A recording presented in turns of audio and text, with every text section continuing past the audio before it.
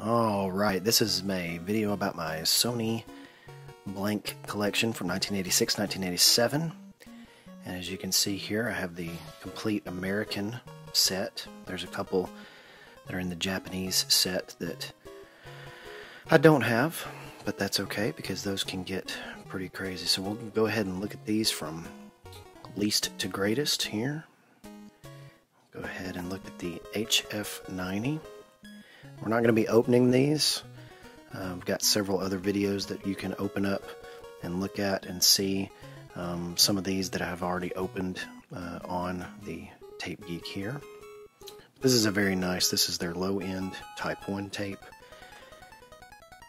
And I think that HF stood for high frequency. So you've got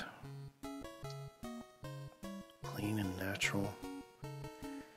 And I've gotten these tapes from I didn't get these in one sitting, if you're asking. I've found them all across eBay over the course of 1 or 2 years. So that's the HF. And I always try to get 90s because that's kind of the standard length. So we'll go ahead and put that one over here. This is the HFS. It's got a crystal gamma particles. Sounds a little bit better. A lot of people have had these. These used to be kind of the de facto standard for Type 1 recording. These are a little bit more, obviously. They've got a nice black, very nice black and green. I love that green. Looking around there, and you've got the green accents here, green accents on the bottom. Very, very nice. Got the UX. Pretty sure UX stood for uniaxial, and you got microfine uniaxial. Not even really sure what that means, but you can see here this is a sealed copy. This is a pretty high-end type, or excuse me, a low-end Type 2. They had a lot of different ones, so you've got the Type 2 there for it. And these were, you got the shinier stuff, the matte, you got the matte gray on these, but then you've got, start to get the shinier silver type on these, and you've got the nice purple. They all had their kind of their own look to them, so really, really nice. Take a look at the back here, that purple and pink, that's very, very 80s, and very silver right here.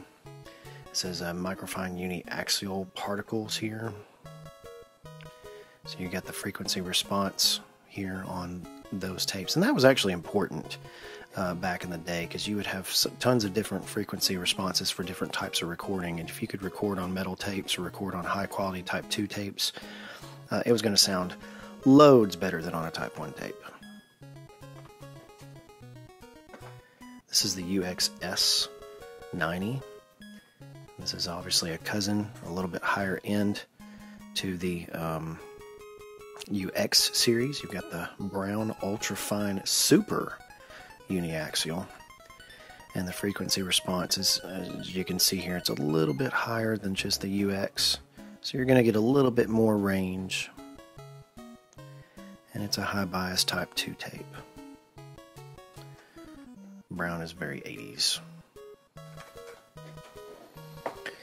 Getting down here into the almost the top end of the high end, the Type 2s here, you've got the UXES, and this had the kind of the gray, the high power uniaxial, so you would use this for something like really loud orchestral music or heavy metal. It's got a little bit higher end on the 10K, 20K hertz spectrum here, and so again you've got the kind of the brown and the gray.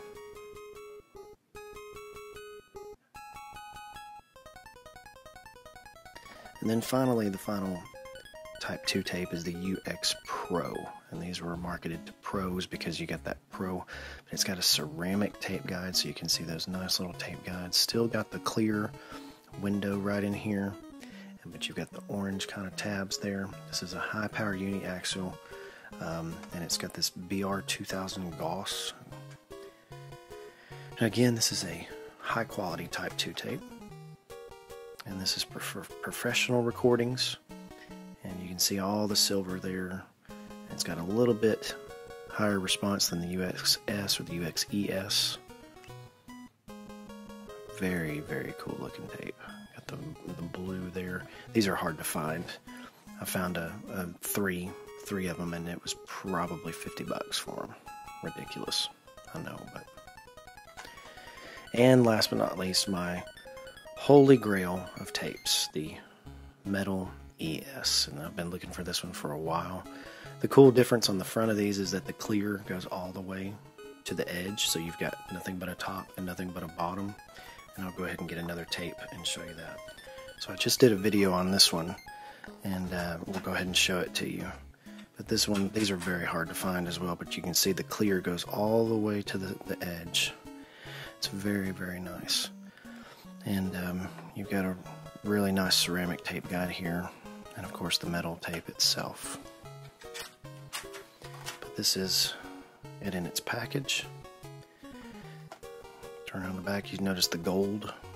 Gold was very evident of high price. These would have been expensive back then, not nearly as expensive as they are now, but you got this new Metal ES kind of frequency response here. So that is my Sony tape collection. Hope you enjoy.